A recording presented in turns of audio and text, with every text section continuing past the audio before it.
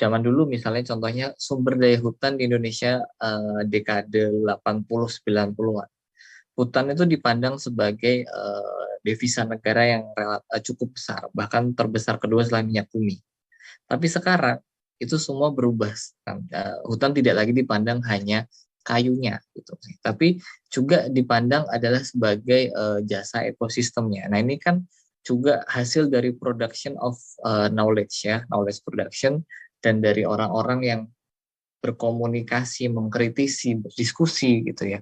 Jadi diskursus ini construct the topic and it defines and produce the object of our knowledge. Jadi pada dasarnya diskursus ini ketika kita membicarakan tentang kehutanan juga kemudian akan berimplikasi pada apa yang kemudian akan kita lakukan tentang kehutanan kita. Nah, itu seperti itu.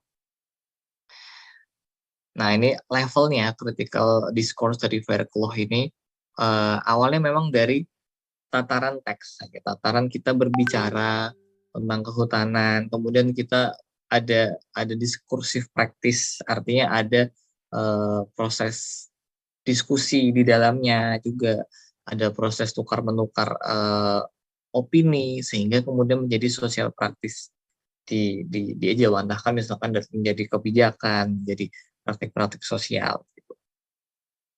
Nah, kemudian kita masuk ke sektor konteks kehutanan ya.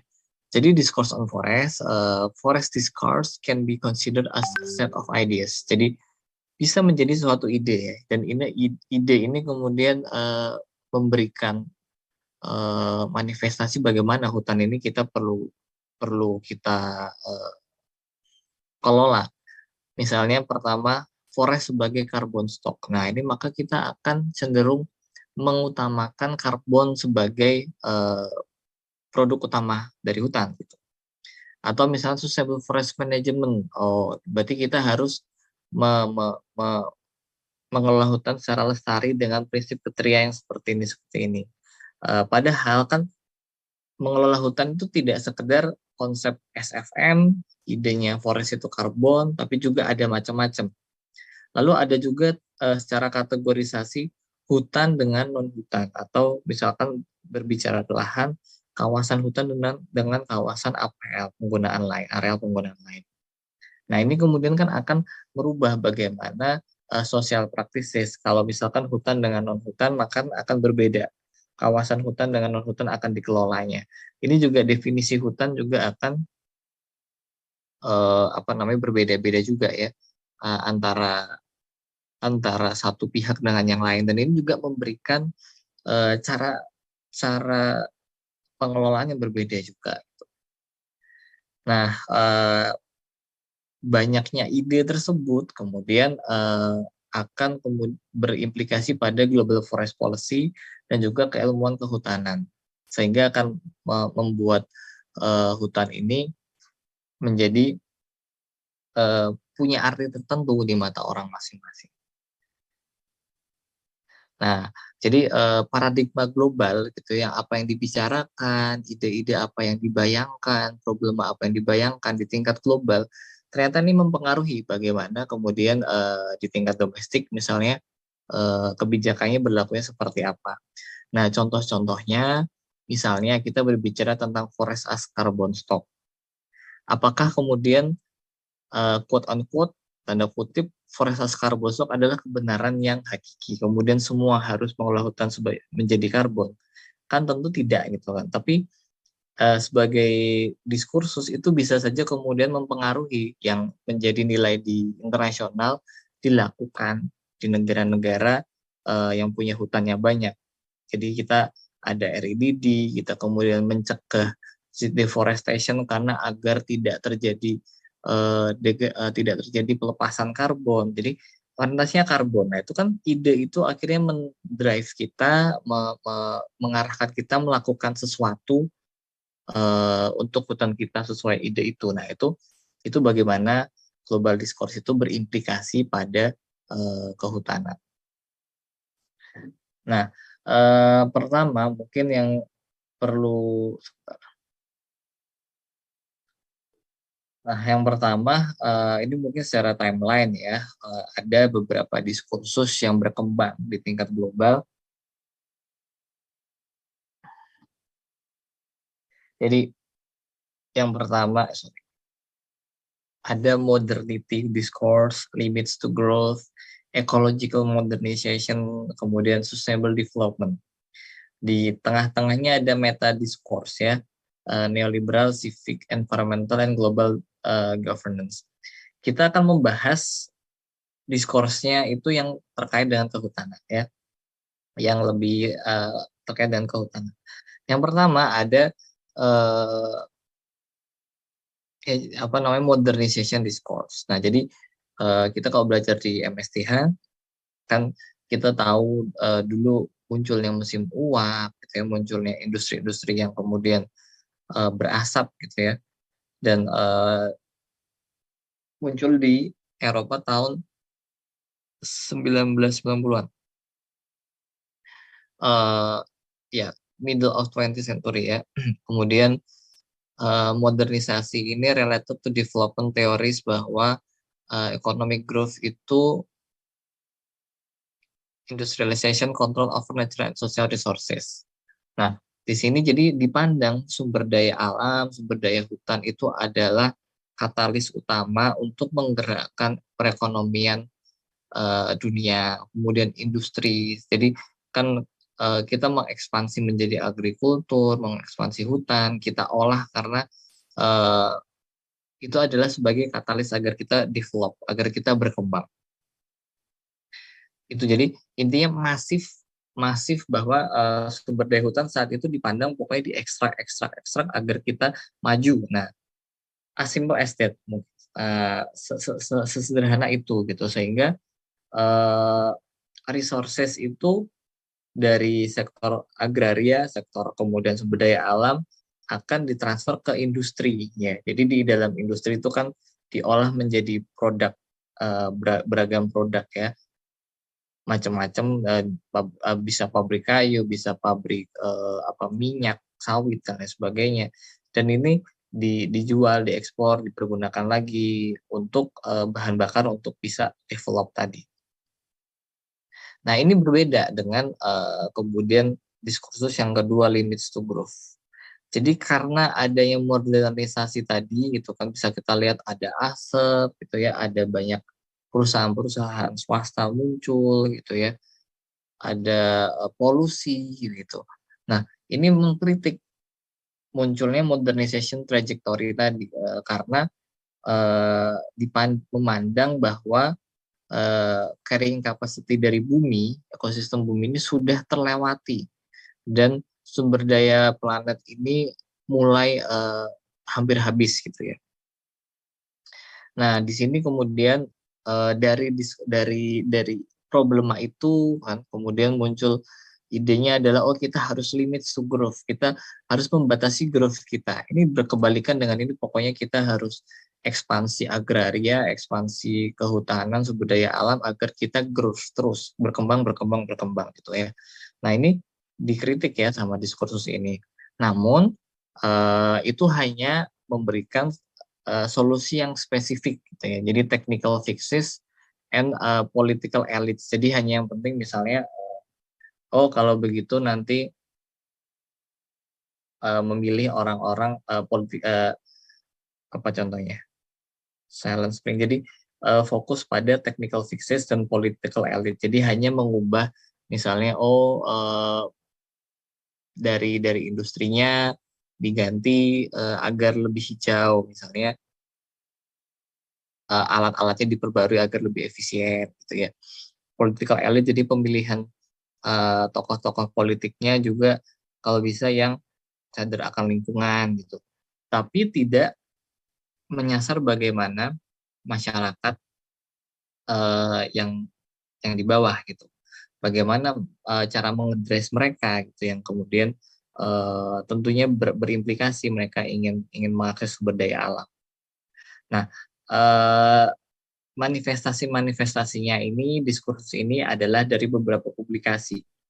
Contohnya Silent Spring, Tragedy of the Common, yang juga di kebijakan kita bahas. Jadi tesis bahwa kalau kita mempergunakan sumber daya alam seenaknya kita gitu ya untuk own interest gitu ya, itu akan nanti berdampak negatif pada jangka panjangnya, akan berkurang gitu ya. Jadi perlu untuk itu kan kemudian perlu diperbaiki. Perbaikannya adalah tadi ya political elites technical fixes, itu misalnya nanti kita perlu buat organisasinya adalah bentuk aja perusahaan atau negara yang akan take over itu. Nah, di sini kan tidak ada concern kepedulian kepada masyarakat gitu. Kemudian the population bomb, limits to growth, buku juga, dan small is beautiful. Jadi frase-frase yang dilihat di sini kan adalah untuk mematahkan tesis bahwa jangan berkembang terus. Kita harus menahan itu gitu. Bahwa small is beautiful, bahwa kita harus limits to growth. Kemudian ada tentang population bomb. Lalu juga silent spring ini juga isinya adalah di musim spring gitu ya, musim semi biasanya banyak burung-burung berterbangan, tapi karena ada kerusakan lingkungan, loh ternyata kok burung-burungnya nggak ada yang bersiul-siul setiap ketika paginya gitu ya, misalnya seperti itu. Lalu ada ecological modernization yang ketiga, ini juga diskursus yang menarik ya, karena dia arguing bahwa economic growth and development bisa dicapai sambil melindungi lingkungan. Nature is seen as both a resource and a pollutant recycler. Dia juga mempertanyakan limits to growth discourse by depicting environmental degradation as solvable problem. Nah, di sini ecological modernization ide ini muncul dengan melihat alam itu sebagai resource juga, dan juga dia sumber daya, dan juga melihat dia sebagai polutan recycle. Jadi akan purifikasi di situ ya. Di sini juga ada penguatan peran-peran dalam dari government ke governance. Tata kelola ini maksudnya akan ada banyak pihak di dalamnya, ada private sector dan juga ada voluntary regulation. Nah, di sini muncul di sini adalah munculnya banyak LSM yang bergerak di bidang lingkungan. Ada WWF misalnya, jadi dia concern tentang voluntary regulation, jadi harus FSC seperti itu. Artinya kan nature ini juga resource tapi juga pollutant recycle, jadi harus coba dikelola dengan baik juga WWF ya. Nah, namun di sini ada namanya counter discourses jadi tadi misalkan hanya mementingkan tentang alam gitu kan, tapi bagaimana dengan masyarakat gitu.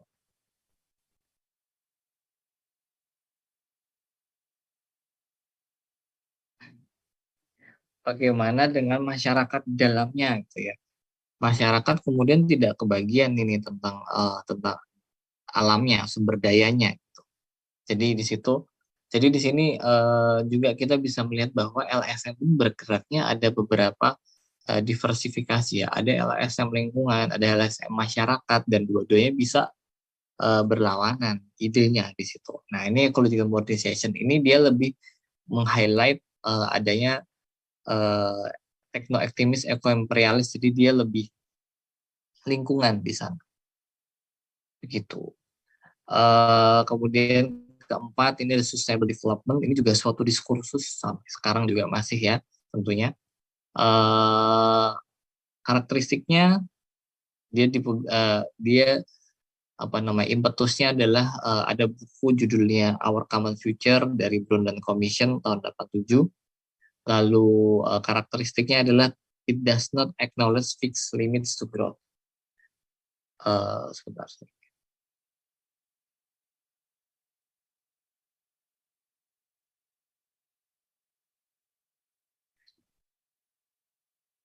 Sorry sebentar ya.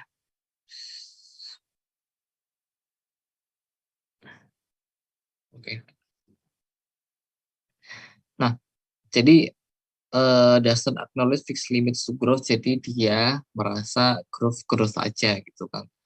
Yang penting kita perlu apa namanya, it does not acknowledge fixed limits to, jadi memang tetap berkembang saja enggak apa-apa gitu, berkembang asalkan arahnya tepat itu juga baik. Nah, seperti itu kira-kira. It requires intergenerational intragenerational satisfaction. Jadi kita growth tapi kita memikirkan masa depan agar tetap tanda kutip kumanan ya, kebagian gitu resourcesnya. Kemudian juga ada di sini ada lebih spesifik bahwa untuk manage itu semua kita bisa menggunakan coordinated public and private action. Lalu manajemen conservation use resource are not viewed as contradictory gitu ya. Ada public participation di dalamnya, ada global equity juga, dan juga teknologi transfer di dalamnya. Sustainable development exhibits a broader worldview than ecological modernization. Jadi dia secara worldview lebih luas karena dia taking into account generasi masa depan dan juga tadi misalnya intragenerational, artinya orang di kota, orang di desa itu juga punya hak yang sama, punya akses yang sama terhadap sumber daya misalnya. Jadi ada inklusivitas di sana. Jadi sudut pandang ini, persepsi ini juga melihat lebih luas lagi bahwa dalam mengolah sumber daya alam itu harus ada, kita tetap tetap kita ekstrak gitu, tapi kita harus memikirkan masa depan, memikirkan orang lain gimana, ada inklusifnya, ada private publiknya juga di sana masuk, jadi cukup luas di sana ya. Yang ini lebih yang ekological ini lebih konteksnya lebih ekologi saja gitu ya. Nah, jadi bedanya ini dan ini, yang ini tuh lebih strict ya, strict sama sekali, stop, small is beautiful, jangan banyak-banyak, batas, benar-benar dibatasi. Yang ini tetap ada apa namanya, tetap ada growth gitu ya. Di sini tidak ada. Nah, itu bedanya. Di sini ada growth, dan growth ini juga intinya melihat bahwa ekologi ini bisa sebagai untuk growth karena dia bisa resources dan pollutant tadi. Dan ini di sini muncul ASM-LSM Eco Imperial tadi ada WWF, kemudian apa? Ya pokoknya LSM-LSM yang berbasis ekologi gitu ya, konservasi. Yang ini lebih luas lagi. Nah, yang kelima ada neoliberalisme. Tadi saya merevisi ya. FSC ini ada di sini, di sudut pandang yang ini. Jadi neoliberalisme ini ada increasing role of market, enhancement of private sector, dan voluntary legally non-binding regulation. Jadi munculnya uh, munculnya skema-skema insentif berbasis pasar, sertifikasi, FSC itu ya, itu adalah manifestasi dari diskursus neoliberalisme. Six format market expansion gitu ya. Kemudian the regulation of markets and privatization of state-owned enterprises. Jadi ada BUMN gitu ya, misalnya. Jadi semua yang berbasis punya pemerintah publik ini diserahkan ke pasar untuk dikelola. Sekarang misalkan ada carbon trading, itu juga ya arahnya artinya semua dikasih price tag. Nah, itu juga sederhananya juga bisa seperti itu. Dan ini sangat mempengaruhi bagaimana di dunia ya. Jadi kita sekarang misalnya ada FSC, artinya kita kalau mau mengelola hutan tuh harus berdasarkan standar FSC. Kalau mau mengelola hutan untuk ada karbonnya, maka untuk mendapatkan uang bisa dengan karbon, berarti kita harus ngitung karbon. Ngitung karbon berarti kan nanti ada standar-standar tertentu juga untuk menghitungnya seperti apa. Nah, itu kan konsep ini mempengaruhi akhirnya bagaimana hutan ini dikelola. Oh, hutannya harus sertifikasi, terus karbon ini harus dikasih duit, jasa ekosistem ini bisa diduitin seperti ini, gitu. Bisa dikasih price tag gitu ya.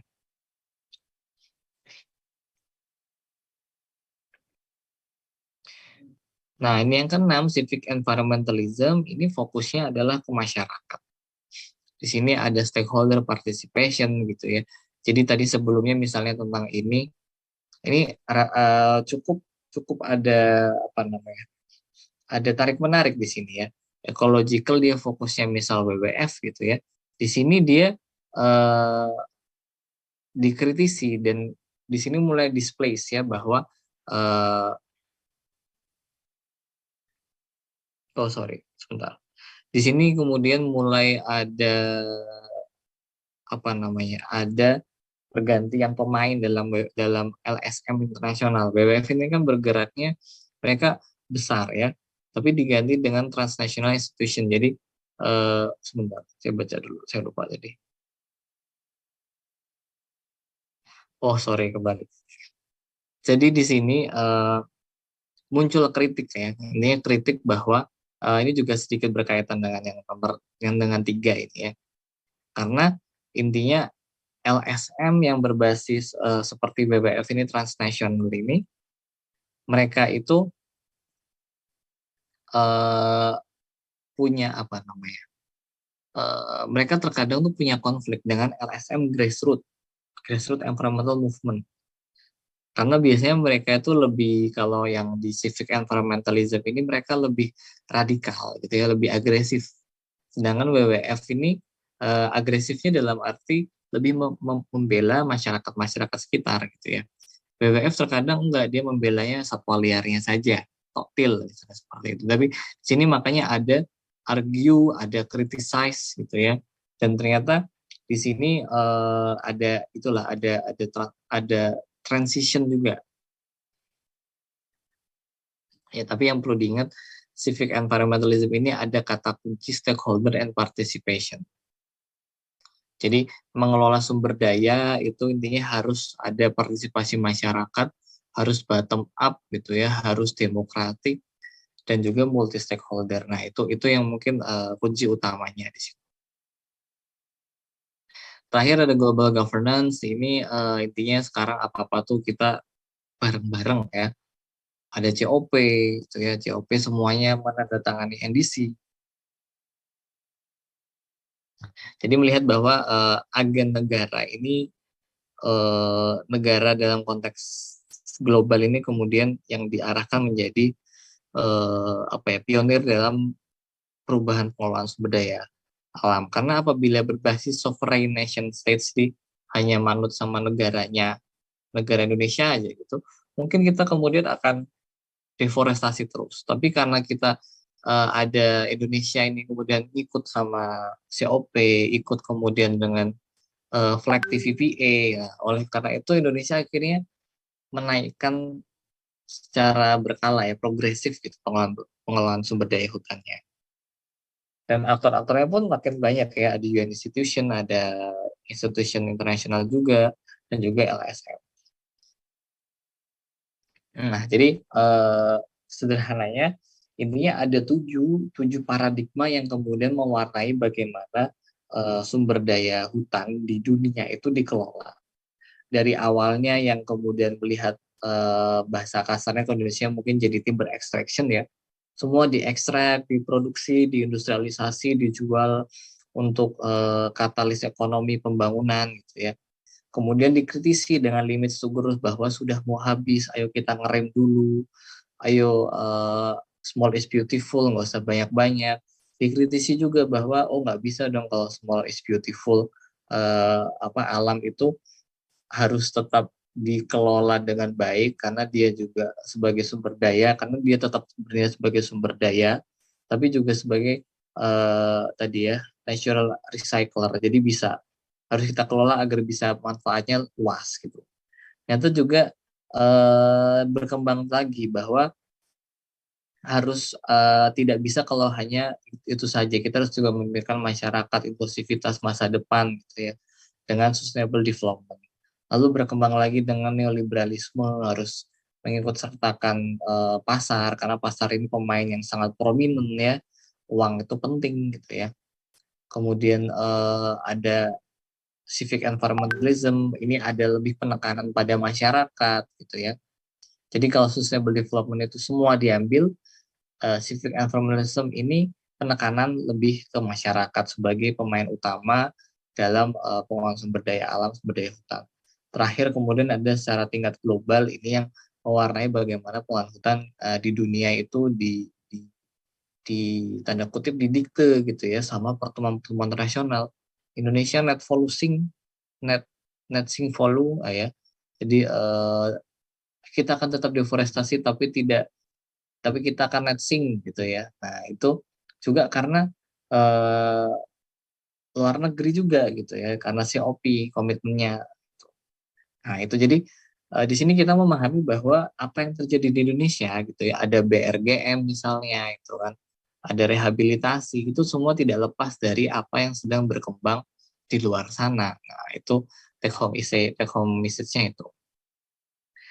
Discourse on natural resources affect forest related discourse, actors and policy instrument, policy making, public policy processes. Nah, jadi bisa kita lihat bahwa paradigma tadi mempengaruhi siapa saja kemudian aktor yang muncul. Contohnya, karena kemudian kita perlu karbon untuk ditradingkan, oh perlu kita kemudian ahli karbon akhirnya, sains tentang karbon, oh kemudian flag TVPA gitu kan, oh kita perlu ada transparansi di dalamnya, oh berarti kita nanti perlu ada LSM tentang transparansi, oh ada aktor baru di sana, oh ada orang yang mensertifikasi di dalamnya gitu. Muncul juga tentu policy instrumennya seperti apa, proses-proses policy makingnya juga nanti terpengaruh di dalamnya. Jadi misalkan tadi karena civic environmentalism, oh harus ada stakeholder mewakili masyarakat lokal dan seterusnya dan seterusnya. Nah, jadi pertanyaannya dari terkadang jadi apa yang ada di global itu sampai ke nasional itu tentu kan ide-ide itu kemudian terdiskusikan, kemudian nanti terimplementasikan menjadi hal yang berbeda di lapangan gitu, di Indonesia gitu. Nah, notes-nya adalah kita perlu understand dan embracing complexity, bahwa kita setiap orang tuh punya persepsi beda-beda gitu ya, dan bisa di reframe collectively. Jadi kita membicarakan SFM antara antara di sini sama di negara lain bisa berbeda. Kita membicarakan tentang deforestasi, ya itu bisa berbeda karena uh, definisi operasionalnya berbeda gitu ya. Hutan aja bisa berbeda definisinya. Ini sudah menjadi perdebatan sendiri, misal antara LSM dengan pihak kementerian. Sehingga perlu ada open and deliberative arena untuk saling memahami itu tadi. Ya, begitu dari saya, ini silakan ya dibaca referensinya Arts et al. Untuk lebih lengkapnya ya. Oh ya, terima kasih nih absensinya Jampa. Ya, mungkin itu aja. Oh, 45 menit nggak ada. Mungkin itu dari saya, silakan lebih baik sambil diskusi biar bisa lebih menyeluruh gambarannya. Halo Mas, izin bertanya Mas. Ya, ya, silakan. Halo. Silakan, silakan. Oke. Oh ya Mas, tadi kan ada sedikit contoh apa terkait paradigma atau course yang ada 7 tadi loh. Nah, semisal ada paradigma baru atau course baru, itu apakah paradigma yang sebelumnya itu hilang atau terlupakan atau malah kedaluarsa gitu Mas? Oke, Itu. pertanyaan yang Terima kasih. bagus. Sebentar. Oh, iya. Makasih Mas Aldo ya. Jadi, apakah diskursnya hilang?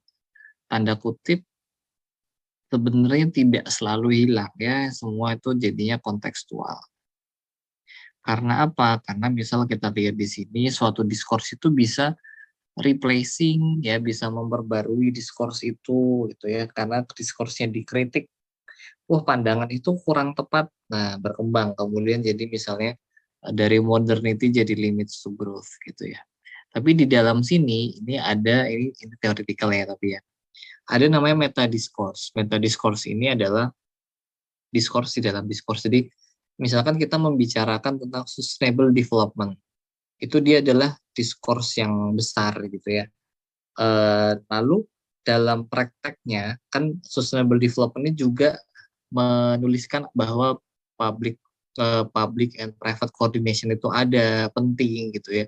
Muncul kemudian di sana ada meta discourse judulnya neoliberalism discourse. Jadi tetap ada secara spesifik ide ini, konsep ini kemudian mengatur lebih lebih jauh tentang bagaimana pasar ini bisa ikut mengelola hutan dan bagaimana implementasinya seperti apa gitu. Lalu di bawahnya the regulatory discourse. Nah, ini ternyata eh, terkait juga dengan bagaimana deregulation. Jadi regulasinya dipangkas, self regulation. Jadi yang penting kita bisa apa namanya accountable, self accountable sendiri tentang apa yang kita kerjakan.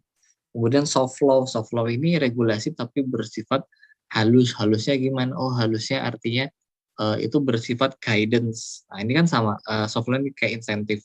Ini kan jadi gayut dengan misalnya neoliberalisme tadi. Nah, jadi apabila ada diskurs baru muncul, paradigma baru muncul, itu bisa jadi pengembangan dari sebelumnya, penspesifikan dari sebelumnya, dan dia akan memberikan realitas sosial gitu, yang baru gitu, yang bisa saja dua-duanya dimasukin yang apa yang baru sama yang lama ini dua-duanya masuk itu juga bisa gitu dan menjadi realitas sosial baru itu.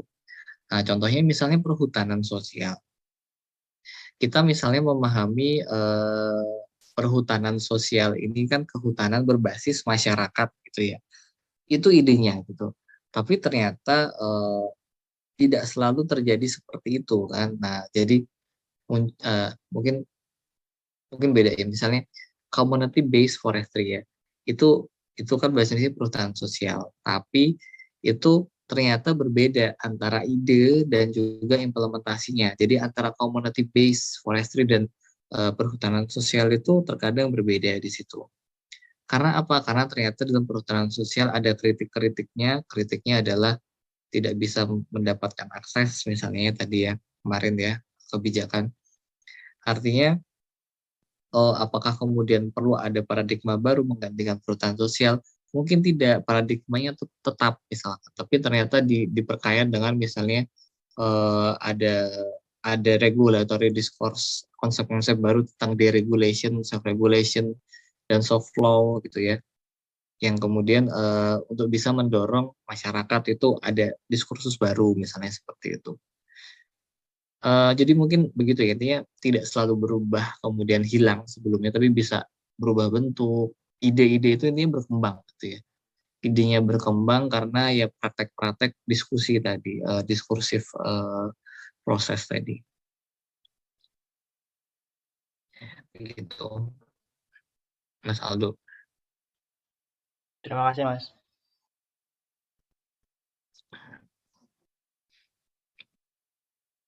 Gimana bisa bisa dibingungkan?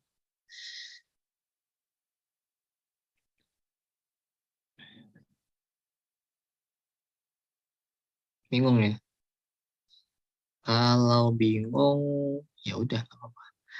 Tapi itu ya intinya di pertemuan ini kita memahami bahwa ada paradigma global yang mempengaruhi bagaimana kebijakan domestik suatu negara. Nah itu.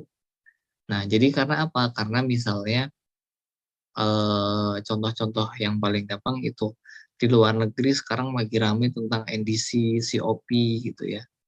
Ya karena value-nya sekarang bergeser kehutanan itu tidak sekedar sumber daya hutan kayu, tapi juga karbonnya, karena kemudian juga ada konteks global governance, kesadaran untuk mengelola hutan sebagai properti global gitu ya. Sehingga kita kemudian adjusting mengelolanya juga ke sana. Tidak boleh sekedar produksi. Sekarang kan ternyata secara terminologi sudah berubah, tidak lagi hanya perusahaan produksi terbatas, konversi.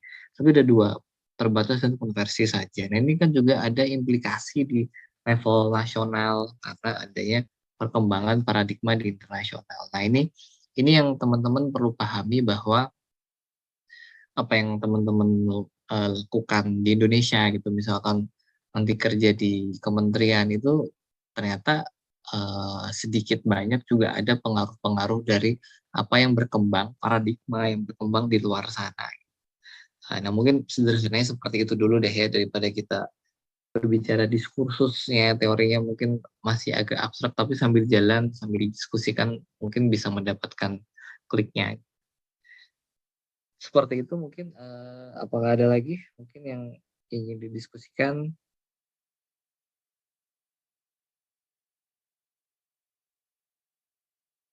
Ya, silakan Mas Arya Yuda Aditya. Ya, silakan boleh. Oke.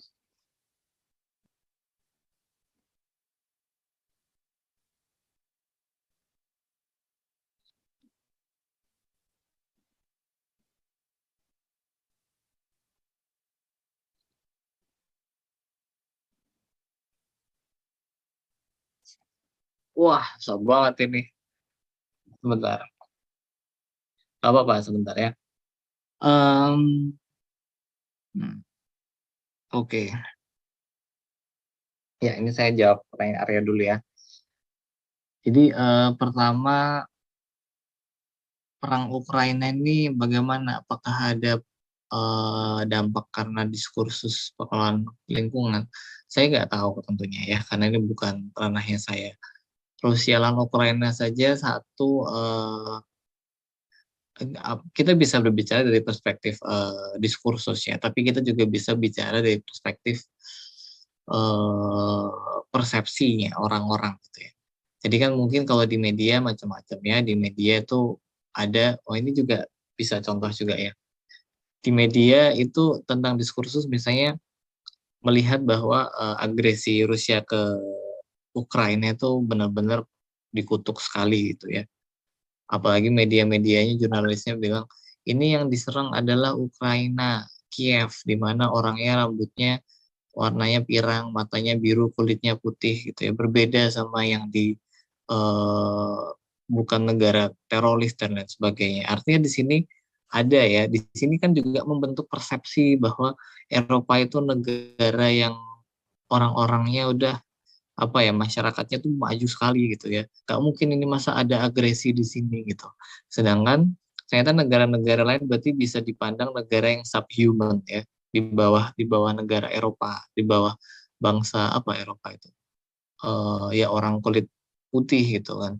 Karena ya perang di sana misalkan kalau kita bicara perang Palestina Israel sama-sama perang tapi kok ini nggak ada yang rame-rame gitu. Nah, itu kan artinya juga sudah membentuk di bawah alam sadar kita tuh eh, padahal Israel Palestina itu juga penting tapi kayaknya lebih orang-orang lebih melihat oh ini lebih penting gitu lebih lebih banyak yang mensupport mempromotkan ini harus dihentikan padahal dari dulu kemarin udah ada perang-perang seperti itu kan juga membentuk bagaimana kita melihat suatu agresi ya, melihat orang Eropa sama orang ini bisa berbeda ini juga adalah persepsi juga. Kedua, media yang bergerak ini mungkin ini pro dengan bisa juga dilihat sebagai orang yang apa namanya, oh mungkin beda ya. Ada juga yang melihat bahwa lihat sebenarnya Rusia ini tanda kutip tidak tidak literally jahat gitu. Tapi yang jahat adalah ternyata orang-orang di balik Ukraina. Itu kan ada media yang seperti itu juga. Tapi banyak juga ada yang bilang, oh ini Rusia soalnya memang pengen ngambil Ukraina agar di Rusia dan sebagainya itu kan juga ada. Nah, itu juga ada perbedaan kan di sana dan lagi-lagi itu tergantung bagaimana kita mengambil standpoint ya. Mengambil apakah kita misal dari orang Ukraina atau Rusia atau dari mana sudut pandang kita melihat ini juga bisa berbeda persepsi itu. Yang penting kita memahami itu ya, memahami di mana kita standpointnya itu. Lalu bagaimana dengan konteks sumber daya alam dan sumber daya hutan? Salah satu isunya memang adalah Rusia juga ingin mengamankan beberapa sumber daya alam yang ada di Ukraina itu, gitu ya. Saya nggak berani komentar tentang Ukraina secara jauh gitu ya, karena saya juga nggak expert. Nanti teman-teman baca aja berita-beritanya. Saya baca juga mungkin, tapi kan nggak tahu ya, karena di balik Ukraina ada NATO, NATO itu juga NATO itu kan AS gitu ya. Rusia itu pengen tetap bersama Ukraina beratnya gitu. Nah, tapi kalau untuk sumber daya hutan memang sumber daya alam seperti oil gitu, mungkin iya ada yang menjadi stake di sana. Tapi bagaimana diskursus persepsi-persepsi yang berkembang misalnya tentang Rusia, Ukraina, tentang perang mempengaruhi kemudian tentang sumber daya hutan, mungkin iya, mungkin enggak. Semua-semua tuh bisa diiya-iyakan, disambung-sambungin. Misalnya eh, apa ya? Kita kemudian lebih menghargai sumber daya alam karena udah perang rusak gitu kan, kemudian ini bernilai penting, maka perlu dijaga kemudian misalnya hutannya dan seterusnya. Mungkin saja ada sambungan-sambungan seperti itu, tapi saya tidak bisa menjelaskan ya secara konkret sejauh apa gitu dampaknya antara apa namanya perang Ukraina Rusia sama sumber daya alamnya di sana. Tapi yang jelas memang Rusia ini ya menurut saya ini dua hal yang cukup berbeda ya, sulit untuk dijelaskan. Mungkin itu aja sih biar lebih enak. Tapi kalau bicara tentang diskurs, gitu, bicara tentang persepsi, kita bisa memakai itu tentunya dalam konteks perang. Gitu ya. Persepsi orang bisa berbeda-beda gitu tentang Ukraina, tentang Rusia itu. Mungkin itu area. Bertanya susah sekali. Nanti tanya sama dosen fisipol aja itu. Yup, yup. Lalu ini Fadila, kurang paham lagi lebih to growth dengan ecological modernization sama-sama memproduksikan lingkungan. Perbedaannya mudahnya adalah limits to growth ini lebih ketat ya. Jadi benar-benar wah tidak usah bertumbuh. Sedangkan ecological modernization ini bisa tumbuh asal kita memodernisasi ekologi gitu ya. Kita ada apa namanya? Ada perbaikan mana tadi slide? Ada perbaikan di ekologinya. Caranya seperti apa? Di sini adalah dituliskan adanya enhanced role of private sector and voluntary regulation. Nah, di sebelumnya memang tidak begitu kental ya tentang bagaimana itu bisa diselesaikan. Hanya sekedar technical fixes. Ya, ini sama. Jadi bedanya intinya di sini ada pergerakan sosial yang lebih masif gitu ya. Pergerakan sosial lebih masif ini lebih ke governance. Jadi ada voluntary regulation, ada private sector, ada WWF, NGO yang techno optimis, eco imperialis gitu ya. Jadi NGO-NGO yang berbasis ekologi, konservasi gitu ya, seperti WWF tadi. Tapi secara ketat dia lebih ketat yang limits to growth, benar-benar membatasi harus berhenti gitu. Sedangkan ini arguing bahwa economic growth itu bisa dicapai. Jadi kita tetap growth saja nggak apa-apa dengan juga melindungi lingkungan. Dengan memodernisasi ekologi tadi. Modernisasi ekologi ini ya misalnya dengan memberikan harga lebih mahal barang-barang dari sumber daya hutan gitu ya. Lalu ada apa namanya, ada lembaga-lembaga khusus untuk mengelola sumber daya alam yang ada satwa liarnya ini harus dikelola gitu kan. Yang ini enggak, yang ini tidak membicarakan sampai situ. Gitu mungkin ya. Yang apa tadi namanya? Yang ecological modernization tidak yang limits tidak membicarakan sampai situ. Begitu Mbak Fadila, gimana kira-kira? Udah jelas? Amin ya. Intinya limits to growth itu lebih ketat, sama sekali tidak melihat growth di situ. Small is beautiful, jadi kayak ibaratnya kalian hidup itu ya yang penting ya udah tercukupi kebutuhan dasarnya, nggak usah beli mobil gitu ibaratnya. Mobil ya satu aja misal kalau beli, kalau punya duit gitu, kalau punya duit lebih ya sedekahin aja, nggak usah kerja keras-keras gitu, jangan terlalu growth gitu. Nah ini juga salah satu perspektif yang sekarang mulai naik lagi lah intinya, kan kita sekarang ada perspektif post growth, post development, karena kita sudah terlalu cepat gitu ya growth-nya, sehingga banyak kerusakan lingkungan gitu misalnya. Begitu. Begitu ada lagi mungkin yang bisa kita diskusikan.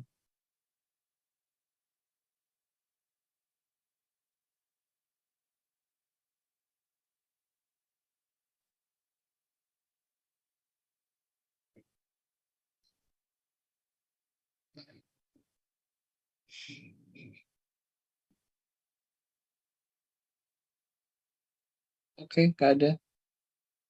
Alhamdulillah. Ya begitu mungkin ya. Kalau masih ada nanti bisa titip lewat Aldo mungkin ya. Ya ini makasih Mas Aldo, absensinya jangan lupa diisi. Kita bertemu lagi minggu depan ya. Nggak libur kan? Nggak ada libur. Jadi itu ya. Ini mungkin sulit difahami tentunya. Jelasnya juga susah memang ya. Tapi pada dasarnya kita perlu memahami bahwa apa yang terjadi di lokal, di nasional itu tidak lepas dari apa yang kemudian sedang berkembang, paradigma yang berkembang di tingkat global. Tadi ada limits to growth, gitu ya. Limits to growth ini kemudian di Indonesia seperti apa? Ya muncul juga LSM-LSM yang kemudian membatasi itu. Indonesia juga ikut siapa namanya, Pak Emil Salim juga ikut dalam penyusunan Sustainable Development Brundtland Report juga gitu. Artinya beliau pasti ketika pulang Indonesia juga merumuskan kebijakan-kebijakan yang tanda kutip kemudian lebih hijau. Gitu. Jadi pasti ada ya antara global kemudian sampai di nasional seperti apa sampai tingkat praktis nanti akan berbeda lagi. Dan menariknya antara satu orang ke orang yang lain tentu akan berbeda sehingga akan memunculkan nanti realitas sosial yang bisa berbeda dengan apa yang misalnya awalnya diharapkan. Begitu ya. Intinya ini saya juga di sini juga memahami bahwa setiap orang itu berbeda. Jadi ketika lihat orang beda ngomongnya apa namanya misalkan kalian melihat teman kalian kok mikirnya beda ya tentu saja berbeda karena punya background berbeda, konteks hidupnya berbeda gitu. Jadi diskurs ini kita mencoba membangun kesepahaman mengapa terjadi seperti ini, mengapa kemudian praktis yang dilakukan seperti ini, dan kenapa itu mungkin justified, dan kemudian mereka juga justified. Jadi membangun kesepahaman. Diskursus ini mencoba membangun kesepahaman eh, agar bisa juga tun dengan apa yang ada di internasional. Begitu, begitu saya cukupkan ya. Semoga bisa diterima, semoga mendapatkan ya berkahnya apa yang kita pelajari hari ini. Saya sebenarnya lupa ya, saya mengencourage untuk bisa online kamera ya, untuk bisa tahu lah kalian seperti apa bentuknya, dengerin bener apa enggak misalnya. Besok kalau bisa di on cam ya. Itu aja, semoga bermanfaat. Jaga kesehatan, kurang lebih maaf. Assalamualaikum warahmatullahi wabarakatuh. Mau selesai baru dikeluarin. Gak apa-apa. Makasih Mas. Terima Yuk. kasih, Mas. Terima kasih, Kak.